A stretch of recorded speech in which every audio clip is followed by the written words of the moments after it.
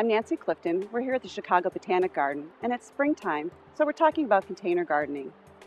If you long to garden but the soil's too moist, container gardening is going to be great for you. Also, maybe you live in an apartment or condo and you don't have access to soil space. Container gardening may be your only option. It's also one of the hottest trends in gardening. There's a lot of containers out there. Some of the best ones are ceramics. And here's a ceramic container that's got a nice earthy glaze. Something a little modern, maybe like the strawberry jar with a white finish. The traditional, of course, is the terracotta. You almost can't go wrong with that. And then, of course, there's metal, wood, even a basket would work for a container garden. What they must all have is drainage. And that's really important because most of your plants are going to require a nicely drained soil.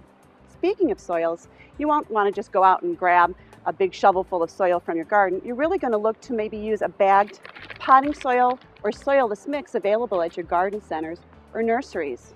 It should be loose and drain very quickly. So to get started with plant selection, first of all, think about your light. Do you have sun, shade? Maybe think about your location. Is it windy, dry, or is it a moist location? And so when selecting plants, you want to look for a nice, healthy plant. Hopefully, it has a lot of buds and future blooms.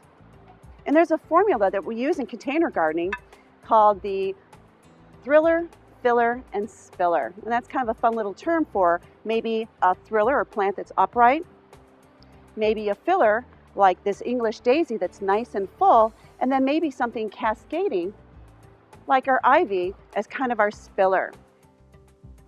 Spring containers are planted fairly full because they really have a short season, about 6 to 8 weeks.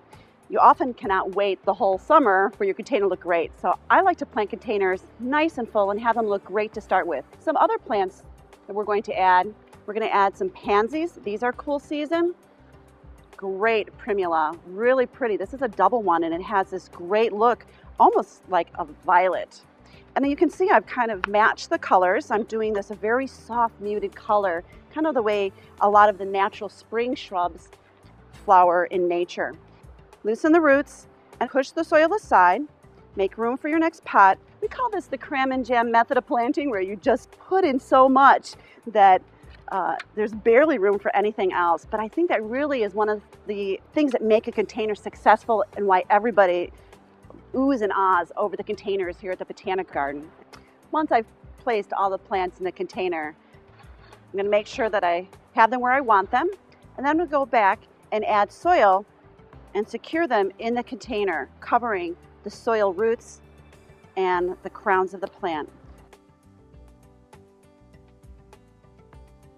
To add a final touch, I love to add branches.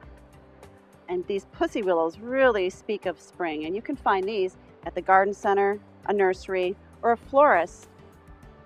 Well, now that I have my spring container completed, I really get to enjoy all the color and beauty for the rest of the spring.